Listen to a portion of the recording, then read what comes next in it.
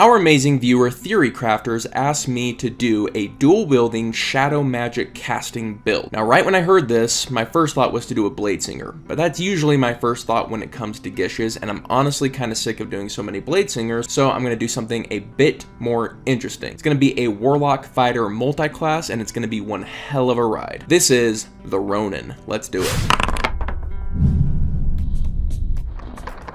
Before getting started, I just want to give a big thank you to all 14,000 of our subscribers. Thank you so much, and if you're not subscribed, why not? We do awesome builds all the time and so many more things. Go ahead and scroll down, hit that subscribe button, and if you're feeling particularly gracious, the notification bell as well. Now with that out of the way, let's get into the build. So let's go over what we know. We know we need to be a dual wielder. We also need to cast a ton of shadow magic. Who casts the best shadow magic is definitely Warlock. They have shadow magic for days, but they're really not designed to be a dual wielder. So that's where our one level of fighter is going to come in, and we're going to do that first. We're also going to go custom lineage. That way we can get the dual wielding feat and the 2-weapon fighting style all in one level and be a great dual wielder right out the gate. Then from there, we're going to be going into Warlock to pick up as much of that shadow magic as we can. And at the end of the day, we're going to be nasty in melee, and we're going to get into that as we go through. So what are our stats going to be? I think one of the most unknown things about Warlocks is you can do a low charisma Warlock build and have it be absolutely fantastic. How we do that is we're going to go into strength as our primary, constitution as our secondary, have charisma as our tertiary, needing to be at least 13, probably 14, and then going the rest into wisdom to cover our wisdom saves as best as we can. How we make this work is as we're going through Warlock, we just focus on spells that don't really call for our charisma all that often, and Warlock have a ton of those, so it just works out in our favor, and you can actually do some pretty crazy good martial builds with this setup. This is going to be one such build. So this first level in fighter is going to give us heavy armor, and we're just always going to take the best heavy armor we can get. We're then going to use 2 longswords, which we can reflavor as katanas to go for more of an Eastern vibe with this character. So we have these dual wielding katanas, and if you didn't know, samurais always had 2 katanas on them. They didn't use them at the same time, but we're going to be. So I kind of really like this samurai flavor we're beginning with. On top of that, the dual wielding feat allows us to draw both of our weapons at the same time or stow them, which is actually going to come into play later. And on top of that is going to give us a +1 AC. We're going to have great AC right out the bat, and we're going to be doing double damage that normal characters would be doing with a longsword. So we start off strong, and the cherry on top is we get second wind to further solidify this frontline playstyle we're going to be doing. Level 2 or Warlock 1, we're going to be going Undead Warlock. Undead Warlock is amazing. Not only is it going to give us temporary HP, further solidifying us being a frontliner, but it's also going to allow us to do some light control because our attacks can now give the fear condition. When our enemies are feared, they're going to be attacking us at disadvantage, making us more of a tank, more of a frontliner. So we're just setting ourselves up for success in the front line. We can now mix this in with Eldritch Blast, and we get our first level spells. The 2 that really stand out to me are going to be Hex and Armor of Agathis. Hex is particularly good because we're making 2 attacks already at this level, so we can get a lot out of that Hex damage right away. As for Armor of Agathis, it is a great option to buffer our tankiness as well as to handle a bunch of swarmy enemies. At this level, we don't have a ton to control swarms, so if we're getting attacked by a bunch of goblins, Armor of Agathis can proc multiple times per cast and do a lot of damage. Level 3 or Warlock 2, we get Invocations. Now, there's a ton we can do with this. Fiendish Vigor stands out to me because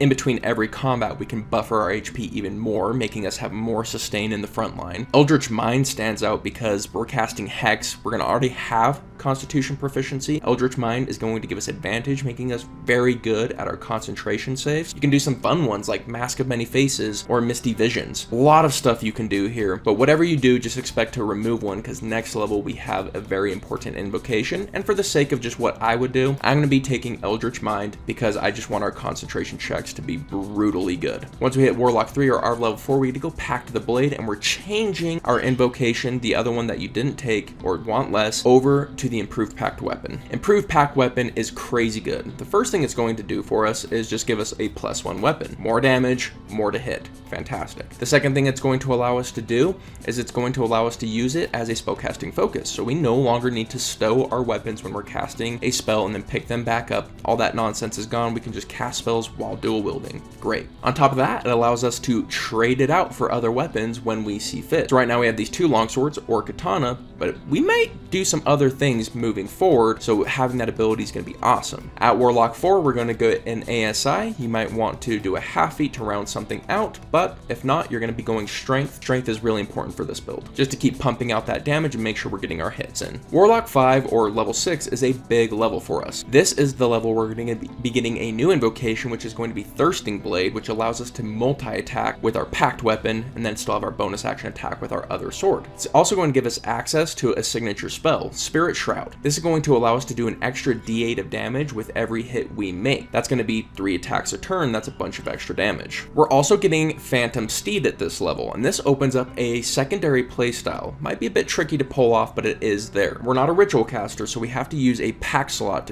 to create a Phantom Steed, so it is a cost. Then we have to predict before combat, but it lasts an hour, so that shouldn't be too hard. And then as an action, we can change our pact weapon to a lance. And then our other katana, we can either use it or just pull out a second lance and actually dual wield lances on top of our Phantom Steed. The main idea here is to cast Spirit Shroud once again and then be a hit and runner using Lance's reach. This can be pretty nasty because we're going to be doing 3d12 damage with our attacks and then 3d8 on top of that with Spirit Shroud. So we do a lot of damage and we really need to protect our steeds, so we're really relying on that 100 feet of mobility to get us in and out of combat over and over again. It's a different play style, but it is an option you have with this build. At Warlock 6, we upgrade our undead features. Now we get to change our weapons attacks to necrotic, and we get to add an extra die of that weapon attack. So if we're using a lance, for example, it's going to be an extra d12 per turn on top of it, or it's going to be an extra d8 if we're using our longswords. At Warlock 7, we get our true signature spell, the one that beats all others, and that is Shadow of Moil. Shadow of Moil is insane. It makes us fully obscured, which means everyone's going to be attacking us at disadvantage, and we're going to be attacking everyone at advantage. Additionally, it means we can't be seen if someone needs to target us with a spell, so we can only be targeted by AoE spells now. This both increases our damage output as well as our survivability, just an absurd amount. And if that wasn't enough, every time someone manages to land an attack against us, they get a 2d8 blast back towards them. With our concentration being as good as it is, we can expect this buff to last the whole combat. It's just an incredibly powerful spell, and we just need one action to set it up, and so any combat that's going to last any amount of time, we want to set this up. Otherwise, if it's going to be a super easy combat, don't bother. I want to do a flavor note here that in between Armor of Agathis, Shadow of Moil, and Spirit Shroud, we always are like covering ourselves in this armor. And I really want to flavor this like shadowy armor. And it's a good time to talk about our patron. So we're an undead warlock, and I actually love the idea of being a Ronin, like the name of the build. A Ronin was someone who lost their master and was now a blade for hire, and they were often still loyal to their master. I love the idea that we were a samurai for a great leader who happened to die, and that is our patron, is our dead leader, and we still serve him even after his death. And when we cast one of these spells, Armor of Agathis, Shadow of Moil, or Spirit Shroud, it's like we're encasing our own armor, our own samurai armor, in our master's samurai armor or his old spirit, and so the shadow samurai comes around us. I think it's badass, but what would you guys do with that flavor? Let me know in the comments down below. Now at this point, we can really branch off into a ton of different things. You could go back into fighter and go get a fighter subclass. There are some incredibly powerful ones that match the flavor. Some could even be considered absolutely broken. I am looking at you, Echo Knight. Personally, for me, I'm going to be going deep into Warlock. I want to get those Mystic Arcanums and those 3 packed slots and the extra invocations. A lot of builds ignore going deep into Warlock. I don't want to do that. I want to go explore it and have a good time. But again, tons of different things you can do here. Let me know what you would do. So once again, I want to give a big thank you to Theory Crafters for the awesome challenge. If you want to leave me a cool challenge, send it down below. But with that, my friends, hope you have yourselves an incredible day, and I'll catch you on the next one. See you then.